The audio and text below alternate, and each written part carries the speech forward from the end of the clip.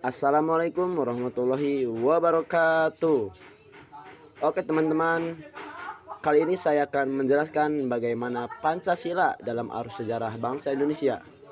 Sebelum saya masuk ke materi, izinkan terlebih dahulu saya memperkenalkan diri. Perkenalkan, nama saya Emil Muhammad Balkhair, kelas 1 KPID, Prodi Komunikasi dan Penyiaran Islam. Oke, kembali ke topik pembicaraan. Nah, di sini kan bagaimana Pancasila dalam arus sejarah bangsa Indonesia. Nah, mari kita simak sama-sama video ini. Yang pertama, A. Menelusuri konsep dari urgensi Pancasila dalam arus sejarah bangsa Indonesia. Periode pengusulan Pancasila. Nah, jauh sebelum periode pengusulan Pancasila, cikal bakal munculnya ideologi bangsa itu diawali dengan lahirnya rasa nasionalisme yang menjadi pembuka ke pintu gerbang kemerdekaan bangsa Indonesia. Menurut ahli sejarah Sartono Kartodirjo, sebagaimana yang dikutip oleh Muhtar Pabotinggi dalam artikelnya yang berjudul Pancasila sebagai Modal Rasionalitas Politik, menengarai bahwa benih nasionalisme sudah mulai tertanam kuat dalam gerakan Perhimpunan Indonesia yang sangat menekankan solidaritas dan kesatuan bangsa. Perhimpunan Indonesia menghimbau agar segenap suku bangsa bersatu teguh menghadapi penjajahan dan keterjajahan. Kemudian disusul lahirnya Sumpah Pemuda pada tanggal 28 Oktober 1928. Merupakan momen-momen perumusan diri bagi bangsa Indonesia. Kesemuanya itu merupakan modal politik awal yang sudah dimiliki tokoh-tokoh pergerakan sehingga sidang maraton BPUPKI yang difasilitasi oleh Laksamana Maeda. Tidak sedikit pun ada intervensi dari pihak penjajah Jepang. Para peserta sidang BPUPKI ditunjuk secara adil. Bukan hanya atas dasar konstituensi, melainkan juga atas dasar integritas dan rekam jejak di dalam konstituensi masing-masing. Oleh karena itu, Pabotinggi menegaskan bahwa diktum John Stuart Mill atas Cass R. Sunstein tentang keniscayaan mengumpulkan the best mind atau the best character yang dimiliki suatu bangsa, terutama di saat bangsa tersebut hendak membicarakan masalah-masalah kenegaraan tertinggi sudah terpenuhi. Nah, siapa saja tokoh-tokoh yang berbicara dalam sidang BPUPKI tersebut?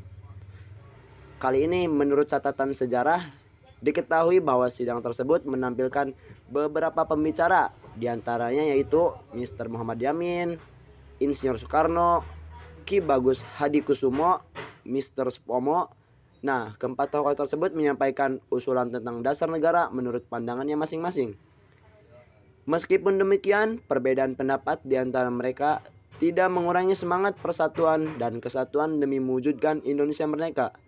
Sikap toleransi yang ditanamkan dan juga berkembang di kalangan para pendiri negara seperti inilah yang seharusnya perlu diwariskan kepada generasi muda atau generasi yang sekarang ini termasuk kita.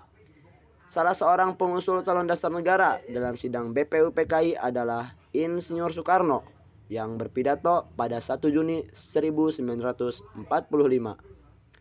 Pada hari itu, Insinyur Soekarno menyampaikan 5 butir gagasan tentang dasar negara. Nah, 5 butir gagasan tentang dasar negara yang dikemukakan oleh Insinyur Soekarno sebagai berikut. A. Nasionalisme atau kebangsaan Indonesia. B. Internasionalisme atau prikemanusiaan. C. Mufakat atau demokrasi. D. Kesejahteraan sosial. E. Ketuhanan yang berkebudayaan. Nah, kelima tadi itu adalah gagasan-gagasan yang disampaikan oleh Insinyur Soekarno. Berdasarkan catatan sejarah, kelima butir gagasan itu diberi nama Pancasila.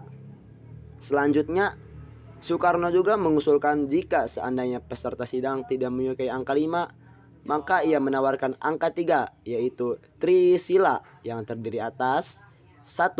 Sosio-nasionalisme, 2. Sosio-demokrasi, dan 3. Ketuhanan yang Maha Esa. Nah, Soekarno akhirnya juga menawarkan angka 1, yaitu Eka Sila yang berisi asas gotong royong. Nah, Yang pertama tadi periode pengusulan Pancasila, kali ini yang kedua periode perumusan Pancasila. Hal terpenting yang mengemuka dalam sidang BPUPKI kedua pada 10 sampai 16 Juli 1945 adalah disetujuinya naskah awal pembukaan hukum dasar yang kemudian dikenal dengan nama Piagam Jakarta. Nah, Piagam Jakarta jadi asal usulnya dalam sidang BPUPKI ini pada tanggal 10 sampai 16 Juli 1945 disetujui naskah awal pembukaan hukum dasar dan yang kemudian dikenal dengan nama Piagam Jakarta atau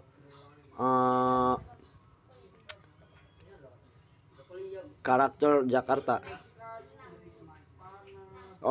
Jakarta Charter. Pada alinea keempat Piagam Jakarta itulah terdapat rumusan Pancasila sebagai berikut.